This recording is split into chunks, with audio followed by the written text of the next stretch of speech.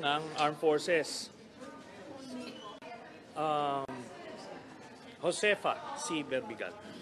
Okay, next. Ito, isa pang hinighlight ko. After studying the application, the committee found Senator Trillanes' amnesty application to be in order, complete, and in compliance with all of the requirements of Proclamation Number 75, Series of 2010, as well as its implementing rules, particularly DND Amnesty Committee Circular Number 1 dated December 21, 2010.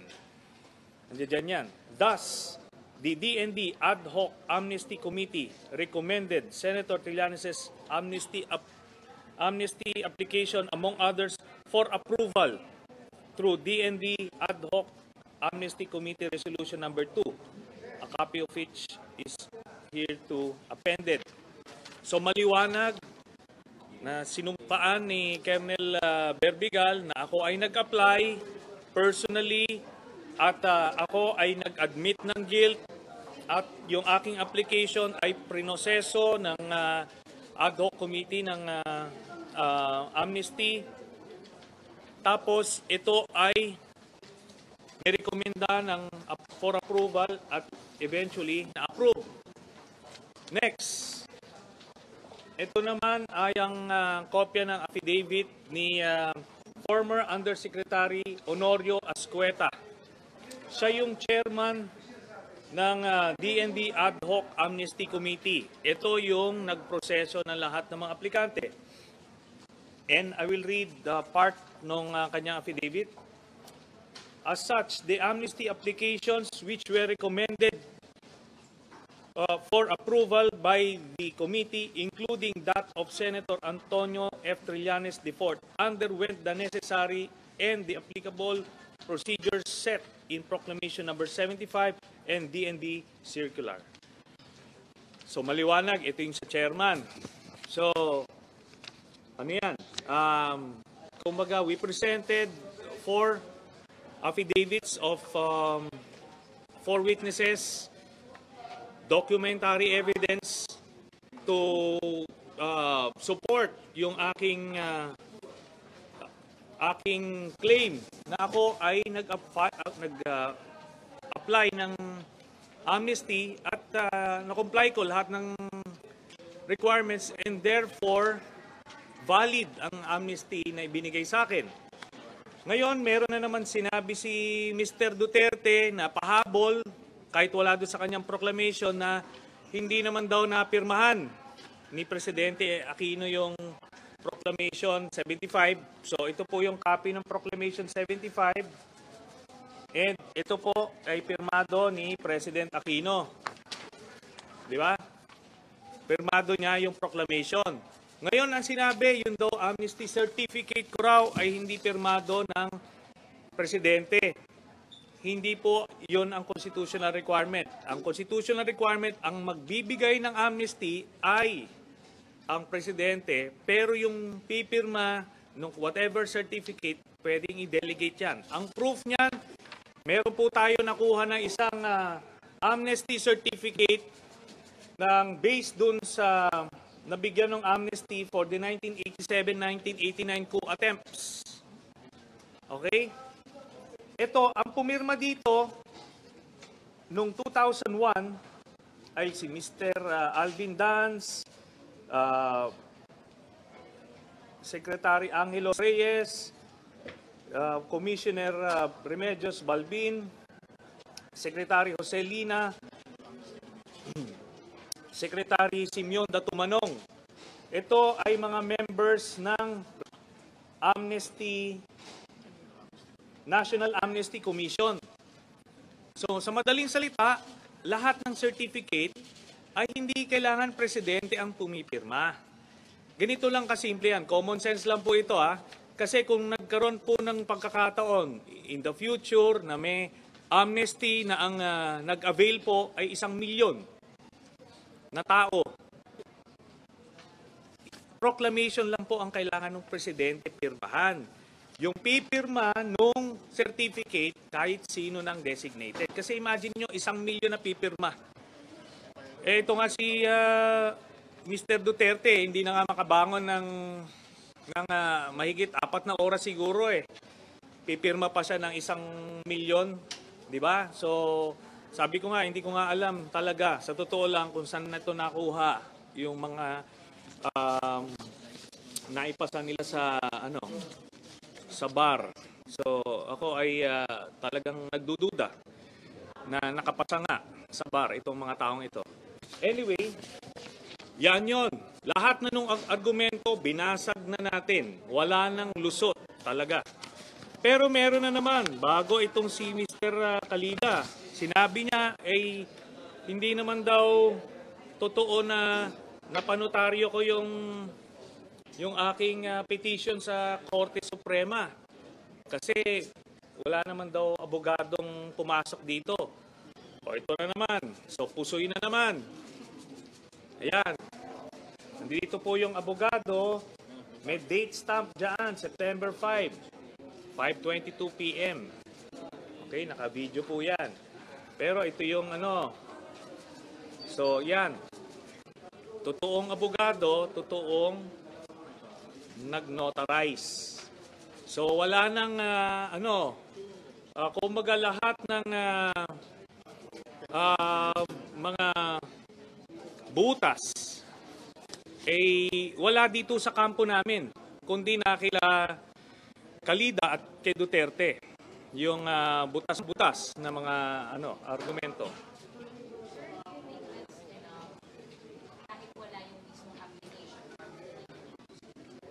Definitely, kasi kung may nagwala nung application form ko, ay malamang doon na rin sa kampo nito nila Mr. Calida, kasi base mismo sa statement ni Secretary Lorenzana ay ni-request ni Mr. Calida yung mga amnesty documents ko.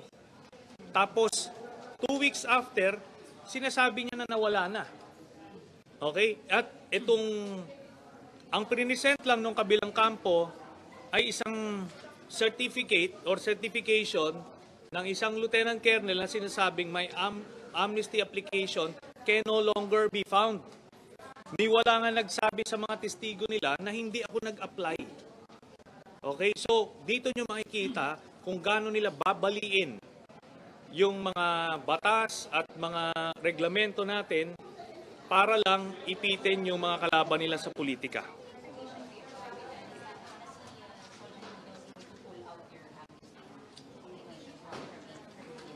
Dapat tanungin yan kila Secretary Lorenzana because he was the one who made that statement.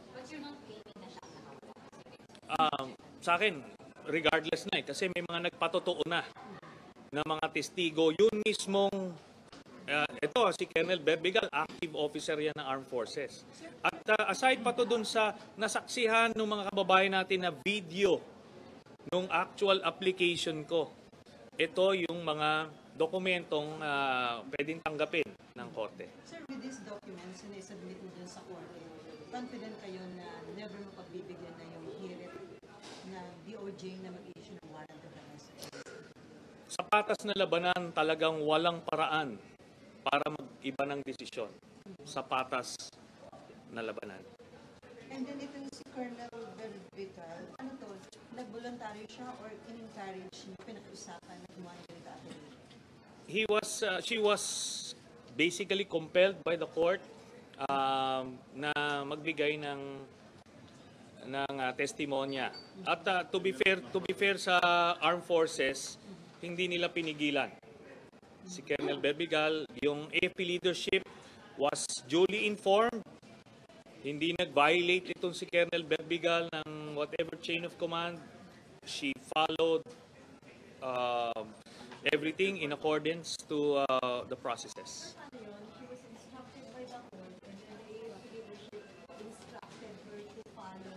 No. The AFP leadership was informed that Colonel Berbigal was compelled to make a testimony.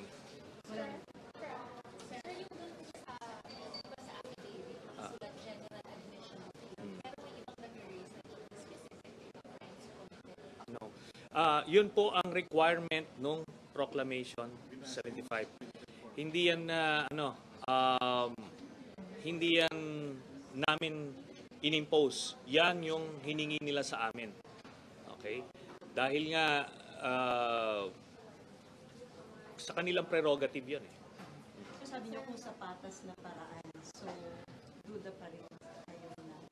Hindi naman. Until it actually happens, siyempre, there is no certainty, especially under this administration. Pero ang sinasabi nga natin, so far, ay natutuwa tayo na nagpapakita ng semblance of independence ang hudikatura, principally the regional trial courts. Pero sabi ko nga, I can imagine yung pressure na ini-exert ng Malacanang sa kanila, hindi basta-basta yan. So we will just have to wait until makita natin yung desisyon. Kaya nga sinasabi ko, this is a test for our democracy. This is not about my case per se, but this is about the everything that we stand for. Itong rule of law, justice, and freedom, lahat ito, all rolled into one, involved dito sa kaso na to. Senator, coming out with these evidentiary documents to back the allegations of the president, are you bracing for more bukas na? Oo naman. Alam nyo, ganito, no? Papaalala ko lang sa lahat. Naalala niyo yung nag-imbento siya ng offshore bank accounts ko daw? Di ba?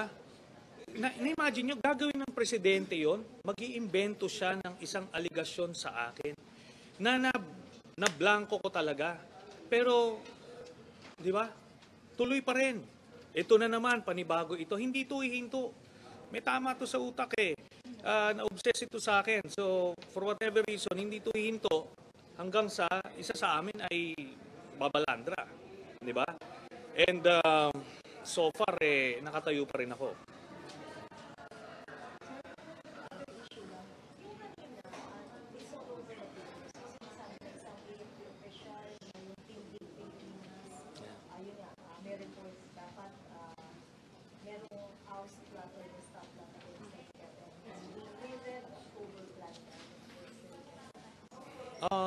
Base dun sa ibinalita, itong latest, binawi niya na yung statement na yon, na yung Tindig Pilipinas daw, last minute daw nag-withdraw dun sa plot na yan.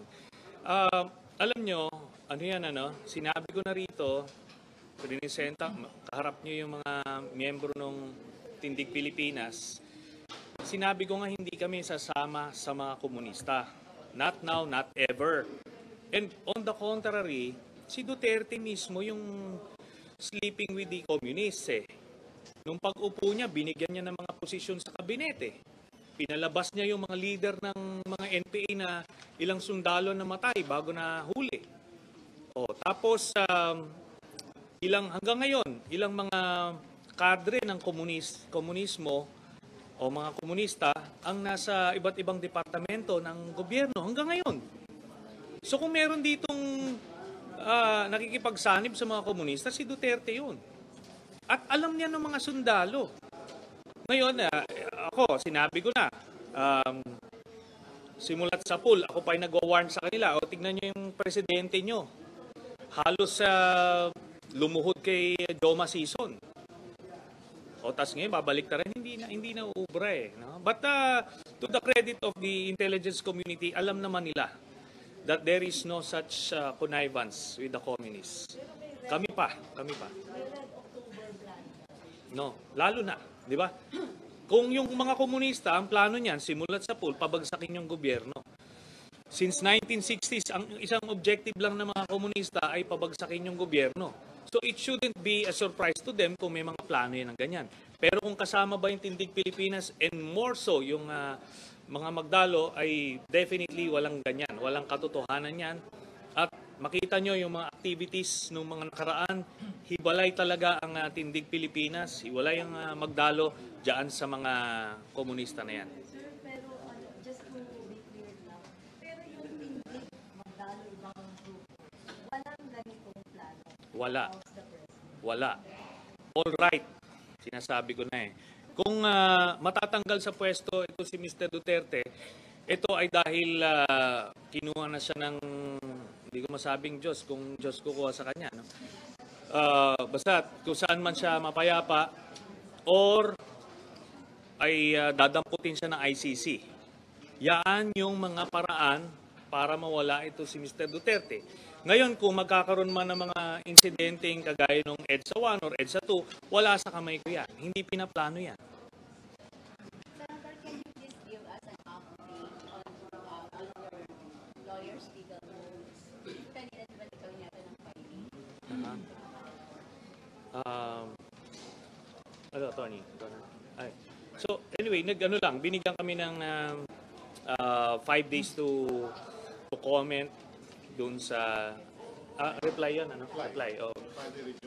So nag-file din kami ng rejoinder doon sa reply nung kabila. So kanila lang mga deadlines lang 'yon. Both 148 and 150. Pero itong 150 basically submitted na or not yet. Submitted for resolution. So antabayan na lang natin So kailan nasaan sir? yung rebellion. Kailan expected yung resolution? Well, anytime.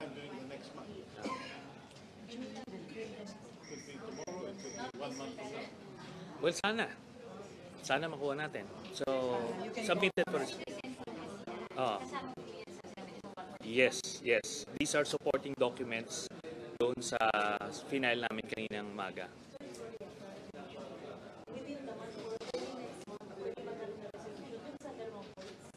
Hindi, doon sa 150, anytime. Anytime. So, submitted for resolution na yan. So, the sooner the better. Ganun. Yung 148, meron pa. Hindi pa submitted yun. Filed a supplement or comment in opposition. The DOJ has a period of 5 days to file their reply dun sa So, may 5 days pa. So, ano pa yan? Yung 148. Sabi niyo court yung humiling kay Bill Vigal na may directive. May directive. humiling niyo sa court yun, sir. Yes. Para masubmit niyo rin sa court. Mhm. So basically galing sa inyo, sir, yung But it was directed by the court. yes, but you asked the court. Definitely. Kasi ano talaga siya. Material witness siya. Comment sa lahat ng sinabit ng Wala na silang pwedeng makomentaryo dito. Ang hawak lang nila isang ganun lang.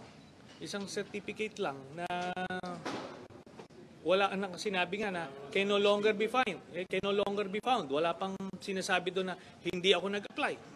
So kung baga talagang the proclamation was based on a lie. It was based on a lie because they knew it was a lie. So dito nyo makikita, parang yung offshore bank account ulit. Ganyan itong si Duterte and company. Ngayon, contrary, dun sa iniimbestigahan ko rito kila Kalida, maliwanag mga kontrata ito ng gobyerno. Worth 350 plus million. Nagsara siya ng kontrata sa iba't ibang ahensya ng gobyerno na siya rin ang abogado nitong mga ahensya na to. So maliwanag na conflict of interest. Ganon din naman yung sa pamilya ni Mr. Bongo. Initials niya yun. Saan ka makakita? Napakaswerte naman itong kumpanya na ito. Bilyon-bilyon ang na-corner na proyekto kahit bilang ang rating. Class bilang ang rating.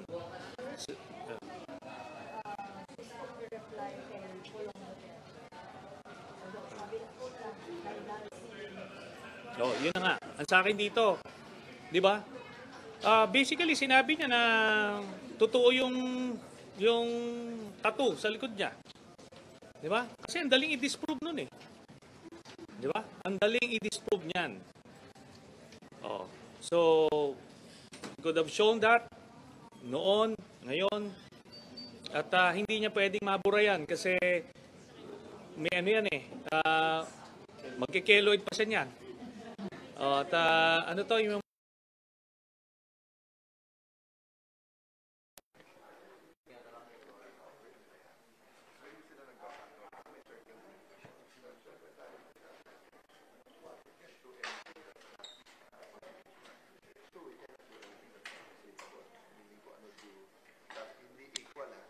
Equal means 50-50. Equitable meaning, diba?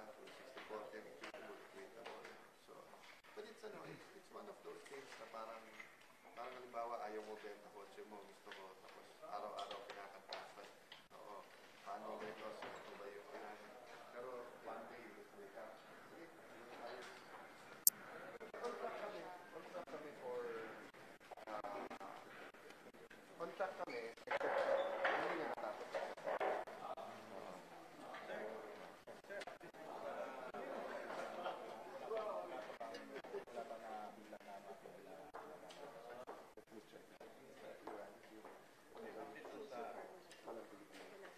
Walang Pilipinas. Minsan hindi namin nilalabas right away.